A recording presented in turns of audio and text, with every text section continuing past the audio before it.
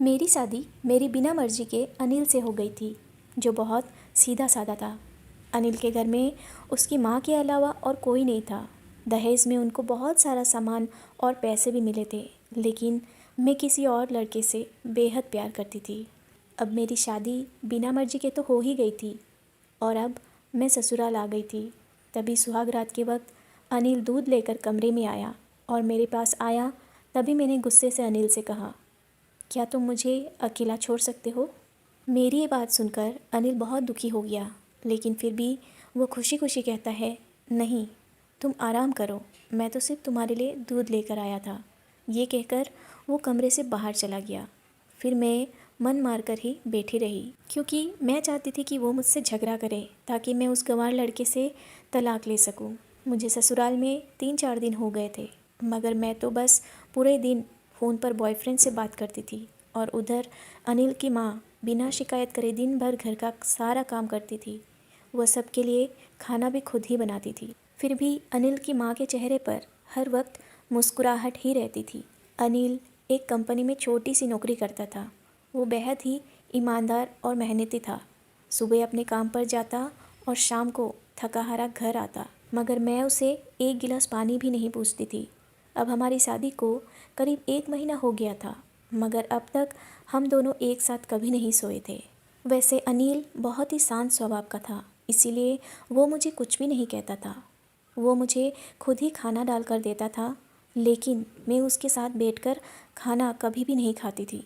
मैं अपना खाना अपने कमरे में अलग बैठकर खाती थी। मुझे दहेज में एक स्कूटी मिली थी। अनिल जैसे ही अपने काम पर निकल जाता, उसके आधे घंटे बाद ही मैं भी अपनी स्कूटी लेकर बॉयफ्रेंड से मिलने चली जाती थी और अनिल के आने से पहले ही मैं अपने ससुराल वापस आ जाती थी। एक दिन अनिल की छुट्टी थी और वो घर पर ही था, तो मैंने अच्छे भले खाने को भी गंदा कह के अपनी सासू माँ को उल्टा सीधा कहकर खाने को बाहर फेंक दिया। ये सब देखकर अनिल को बहुत गुस्सा आया और वो मुझ पर हाथ उठा दिया, मगर उसकी माँ फिर भी अपने बेटे को ही डांटती रही। इधर मुझे तो झगड़े का एक बहाना ही चाहिए था, जो कि मुझे मिल गया था। तभी मैं बिना बोले अपनी स्कूटी लेकर अपने बॉयफ्रेंड के पास चली गई और अपने बॉयफ्रेंड के पास जाकर कहा कि अब एक पल भी मुझे उस घर में नहीं रहना। आज उस गवार ने मुझ पर हाथ उठाकर अच्छा नहीं किया। तभी मेरा बॉयफ्रेंड कहता है, अरे तुमसे तो मैं कब से कहता हूँ कि तुम भाग चलो मेरे साथ कहीं दूर। तुम हो कि आजकल आजकल पे ही लगी रहती हो। तब मैंने कहा कि शादी के दिन मैं तुम्हारे पास आई थी तो तुम ही ने वापस घर लौटाया था मुझे। बॉयफ्रेंड ने कहा, खाली हाथ हम दोनों कहाँ तक भागेंगे, तुम ही बोलो। मैंने तुमसे कहा था कि कुछ पैसे और गहने साथ ले लो, और तुम हो कि खाली हाथ ही मेरे पास आ गई थी।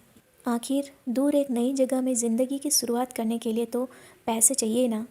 और हाँ, एक बात और, जब भी मैं तुम्हारे पास आता हूँ और तुम्हें छूना चाहता हूँ, तुम्हारे नखरे हो जाते हैं और बस यही कहती रहती हो कि ये प्यार प्रेम शादी के बाद ही होगा। तभी मैंने गुस्सा होकर कहा कि हाँ, शादी के बाद ही अच्छा होता है ये सब, और मैं तुम्हारी ही तो हूँ। मैं आज भी एक कुंवारी लड़की हूँ और शादी करके भी आज तक उस गंवार के साथ एक रात भी नहीं सोई मैं, क्योंकि मैंने तुमसे ही प्यार किया है। और अब मैं चाहती हूँ कि तुम मुझसे शादी करके मेरी मांग में अपने हाथ से सिंदूर भर दो। फिर मैं पूरी ही तुम्हारी हो जाऊँगी और फिर तुम मुझे अपनी मर्ज़ी से दिन रात प्यार कर सकते हो। तब मेरे बॉयफ्रेंड ने कहा, ठीक है, मैं तुमसे शादी कर लूँगा। तुम कम से कम 5 लाख रुपयों का कल शाम तक इंतज़ाम कर लेना।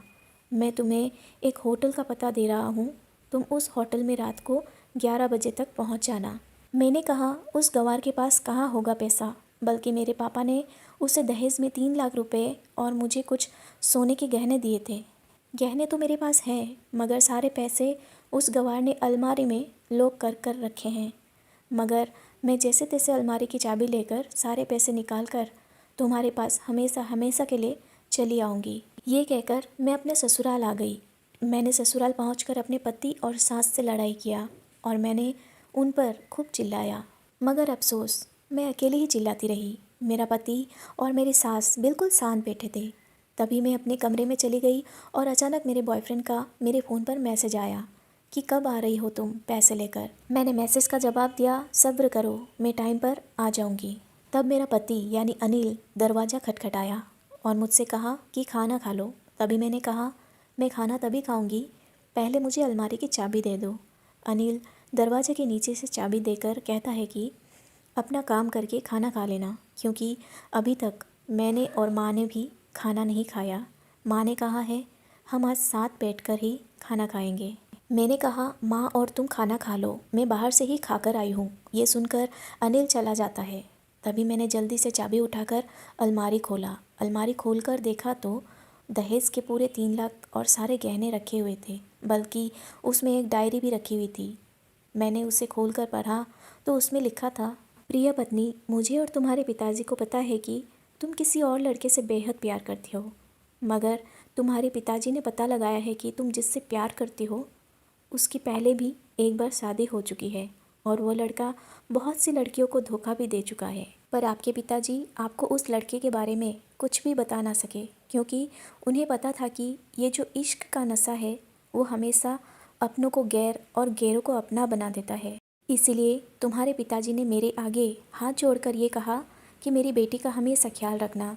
एक बाप के मुंह से एक बेटी की ये कहानी सुनकर मेरी भी आंखों में आंसू आ गए और मुझे यकीन हो गया था कि एक अच्छा पति होने का सम्मान मुझे मिले या ना मिले, मगर एक दामाद होने का इज्जत मैं हमेशा पा सकता हूँ।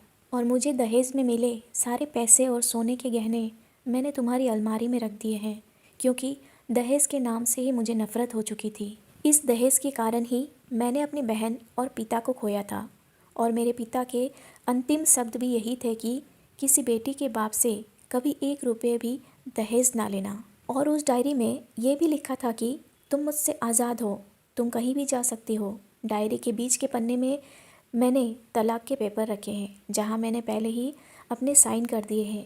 जब तुम्हें लगे कि अब इस गंवार के साथ नहीं रहना, तब तुम भी इस तलाक के पेपर पर साइन करके अपने सारे पैसे और जेवर लेकर जा सकती हो। मैं डायरी पढ़कर हैरान थी और परेशान भी। न चाहते हुए भी अनिल के शब्दों ने मेरे दिल को छू लिया था। अब मैं ना चाहते हुए भी गंवार पति के अनदेखे प्यार को महसूस करने लगी थी। मैं फूट फूट कर रोने लगी। डायरी में आगे लिखा था कि मैंने तुम्हें इसीलिए मारा क्योंकि तुमने माँ को गाली दी थी। जो बेटा खुद के आगे माँ की बेइज्जती होते हुए सहन कर ले, फिर वो बेटा ही कैसा। इसीलिए मुझे माफ़ कर देना, क्योंकि मेरे लिए माँ का दर्जा सबसे बड़ा है और आपको मैं दुल्हन बनाकर अपना हमसफ़र बनाने लाया हूँ, आपसे ज़बरदस्ती करने नहीं। आपको मुझसे प्यार हो या ना हो, लेकिन मैं अंत तक सिर्फ आपसे ही प्यार करता रहूँगा। अब फैसला तुम्हारे ही हाथों में है। अब मैं दुल्हन बन चुकी थी और मेरी आंखों से आंसू बह रहे थे। अचानक मेरे बॉयफ्रेंड का फ़ोन आया। तभी गुस्से से मैंने अपने फ़ोन का स्विच ऑफ करके फ़ोन का सिम कार्ड तोड़ दिया। अब मुझे सब समझ आ गया था कि जिससे मैं बेहद प्यार करती थी उसे तो सिर्फ पैसों से ही प्यार था, और सच्चा प्यार करने वाला तो सिर्फ मेरा पति ही है, जिसने सिर्फ मेरे पापा की इज्जत रखने के लिए ही मुझसे शादी कर ली थी। और उसने मेरा एक बॉयफ्रेंड होते हुए भी मुझसे बहुत प्यार किया। मैं अपने पति का प्यार क्यों नहीं समझ पाई, ये सब सोचकर मैं रोती रही।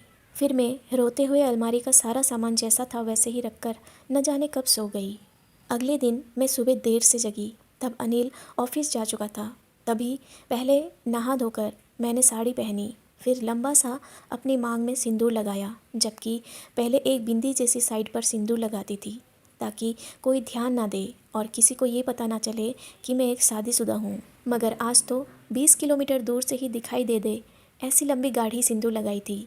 फिर मैंने अपना मंगलसूत्र पहना और किचन में जाकर सासू माँ को ज़बरदस्ती कमरे में आराम करने दिया और खुद अकेली सब खाना बनाई। पहले सासू माँ को खाना खिलाया और फिर अपने पति को मैंने फ़ोन करके उसके ऑफिस का पता पूछा। मेरे पति मुझे ऑफिस का पता देते हुए सोचा कि कहीं मेरी पत्नी ने तलाक देने का फ़ैसला तो नहीं कर लिया, मगर उसे कहाँ पता था कि मैं अब सुधर गई हूँ और उसे ही अपना पति मान चुकी हूँ।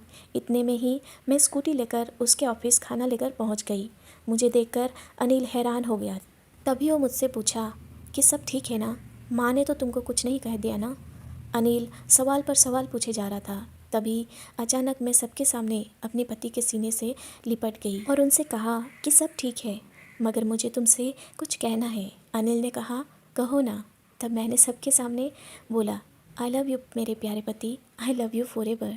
ये सुनकर ऑफिस के सभी लोग हैरान होकर खड़े हो गए और ज़ोर ज़ोर से तालियां बजाने लगे।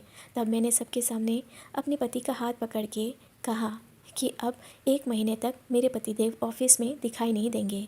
ऑफिस के सभी लोग पूछते हैं क्यों? तब मैंने कहा क्योंकि हम दोनों लंबी छुट्टी पर जा रहे हैं। अनिल मुझसे कहा, तुम्हें क्या हो गया है? तभी मैंने अनिल से कहा कि मुझे तुमसे सच्चा प्यार हो गया है। ये कहकर मैं उनके सीने से दोबारा इस तरह लिपट गई जैसे मुझे अब मेरे पति से कोई भी जुदा ना कर सके। तभी अनिल भी बहुत खुश हो गया और फिर हम दोनों घर चले गए और खुशी खुशी अपना जीवन बिताने लगे और अब हमेशा खुश रहने लगे। दोस्तों, प्यार उसी से करना चाहिए जो आपसे प्यार करता हो और साथ ही आपकी और आपके परिवार की भी इज्जत करता हो। पैसे से प्यार करने वाला इंसान कभी आपसे प्यार नहीं कर सकता। दोस्तों, आपको ये कहानी कैसी लगी हमें कमेंट करके ज़रूर बताइएगा। अगर आपको ये कहानी पसंद आई हो तो अपने दोस्तों को भी शेयर ज़रूर करें और ऐसी ही और भी इंटरेस्टिंग कहानी के लिए चैनल को ज़रूर से सब्सक्राइब कीजिएगा।